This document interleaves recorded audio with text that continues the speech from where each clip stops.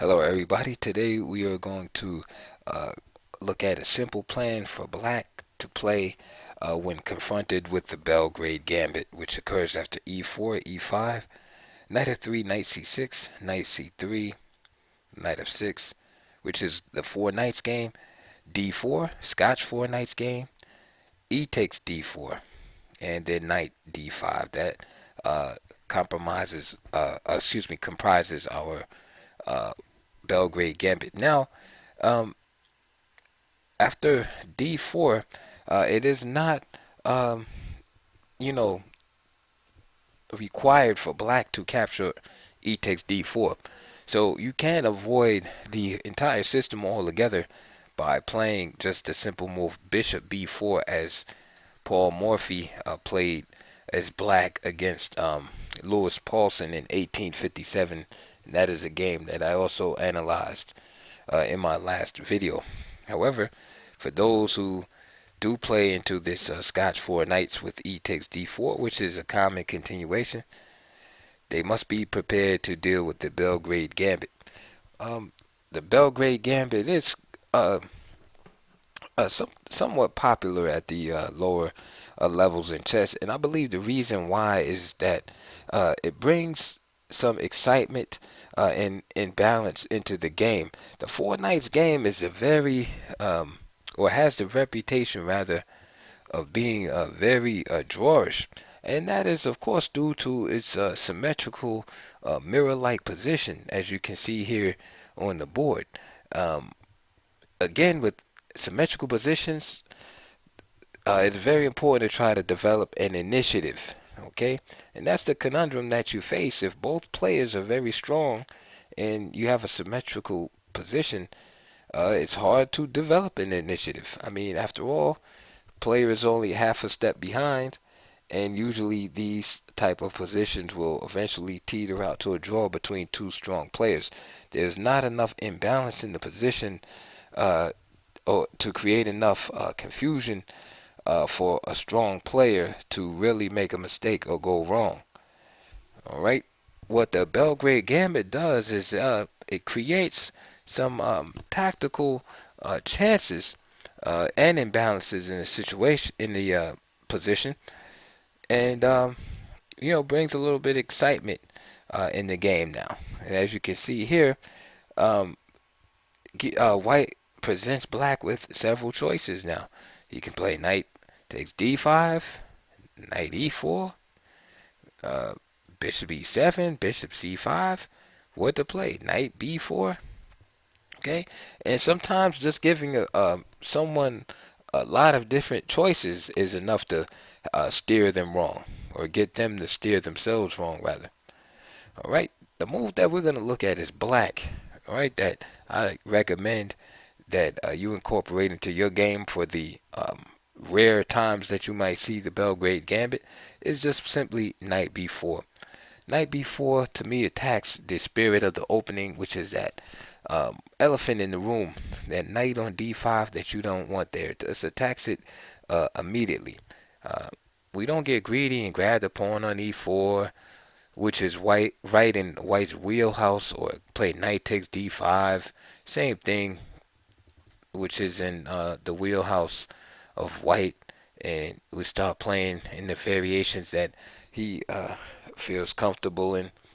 Matter of fact, even if you go to the database, um, the most um, popular continuations uh, are continuations where black does not try to get greedy. Okay, for instance, bishop e7, knight b4. Um, the move knight takes d5 and knight takes e4 are continuations that score the best for the white side.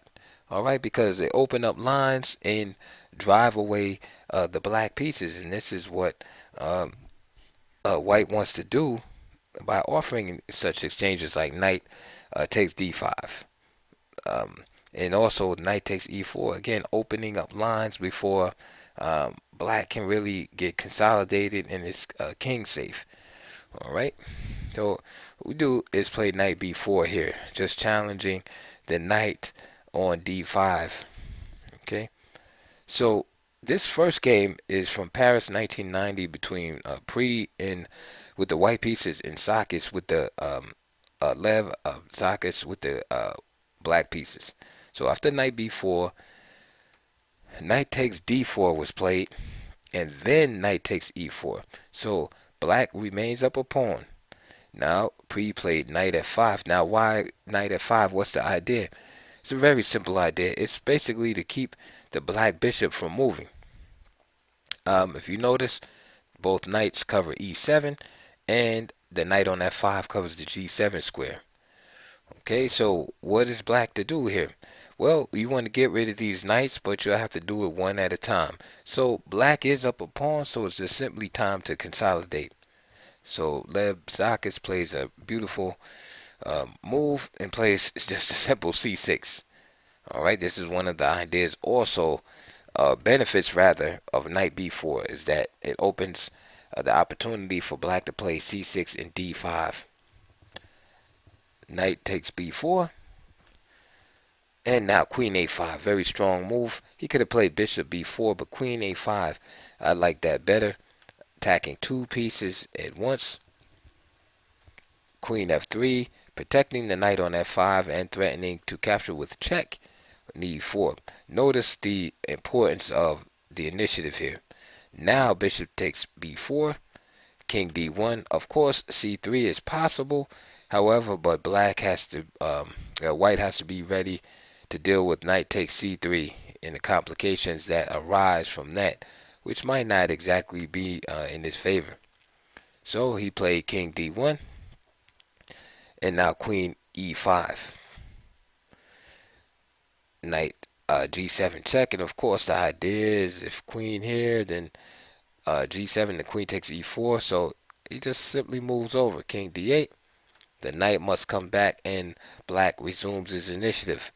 d5, powerful move, consolidating the knight here in the center, and now there's a double attack on the knight. Knight must move again. Notice how black is getting his pieces out, and white is not. Queen d4 now, attacking the king. Knight takes f2, king e2, rook e8, and as you can see, black is totally dominating already after 15 moves. And black went on to win this game handily. I'm going to move on to our next game. But again, remember, the idea is to play this move, knight b4. Now we're going to look at some other reactions that white might choose during the game. So in this game, he played knight takes d4, and then black captured the pawn. So now we're going to look at our next game. This game is between Johnny Hector with the white pieces and Caroli with the black pieces.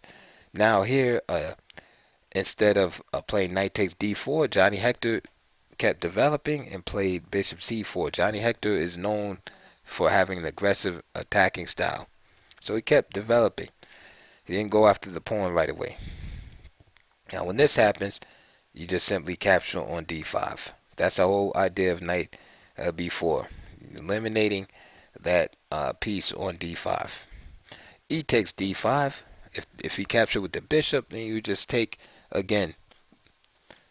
Bishop b4 check, a common theme in this opening, because white neglects the development of his king, or safety of his king rather, and is often susceptible for checks on b4 and a5. King f1 castles, and now he grabs the pawn. Queen d4, h6, and now Hector goes for it and plays h4, and then d6 was played. Strong move instead of d6 is also queen e8 or just rook e8. This move d6 allowed this tactic bishop g5 here, and the reason why it works is because the rook is on the h file. If h takes g5, h takes g5, knight 7, and then you have bishop d3. Very powerful um, battery along the h file with the rook and bishop, and the queen also is able to join in at some point. Bishop c5 was played, and now they went into this ending. The game is probably equal at this point, but here black's pair of bishops compensate for the structural damage here. Bishops are traded off, and we can see black's dominance of the open files. And black went on to win this game also. But more importantly, again, instead of d6 here, just probably queen e8 or even rook e8. I'm sorry, queen e7 or rook e8 would have been even more difficult for white to deal with.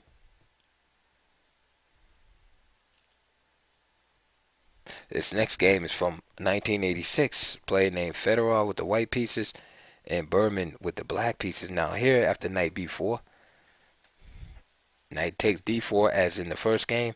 Knight takes e4 and then bishop c4. Again, just simply take. Knight takes d4, bishop takes d4, and here's a common theme again. Bishop b4 check. c3, and now you get to see the main idea when c3 is played here with the king not being castled. I'm sure most of you see it already. Knight takes c3, b takes c3, bishop takes c3 check, king f1, and now just simply snatching the rook. Bishop a3 was played, d6, queen takes a1, castle, and again, white just did not have enough compensation for the lost material and the displacement of the king, and black went on to win this game easily. Last game we'll look at is between Grimberg with the white pieces and Grandmaster Glenn Fleer with the black pieces. This game took place in Belgrade, 1988. Again, after knight b4, Grimberg chose bishop c4, as did Johnny Hector. Again, just trade off, e takes, same thing, bishop b4 check, bishop d2. Hector had played king f1, if you remember, so avoiding the trade of pieces.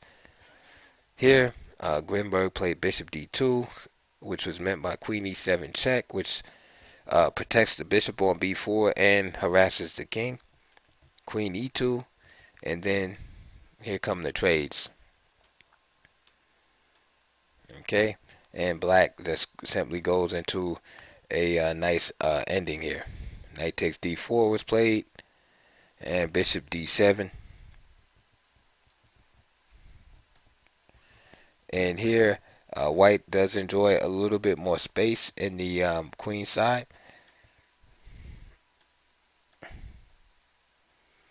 And, the game, again, is pretty much up for grabs here at this point. But as you can see, black really has nothing to worry about in the position. So he's able to equalize and probably could have even played a bit better here. Perhaps instead of d6 here, perhaps castle straightway. And then play d6 at some point. And had a more aggressive attack with these pieces. But nevertheless, just a comfortable opening for black altogether.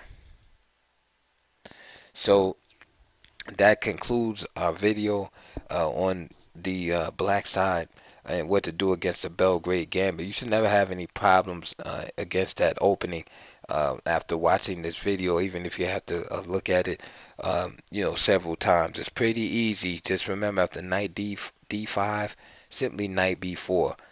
If your opponent decides to try to ignore the fact that the knight is attacking d5, just capture it. For instance, he plays bishop c4, just simply capture the knight. Alright, if he plays knight takes d4, then by all means get your pawn back and play knight takes e4. Okay, remember the importance of the initiative in the position, and that's a general rule for all chess.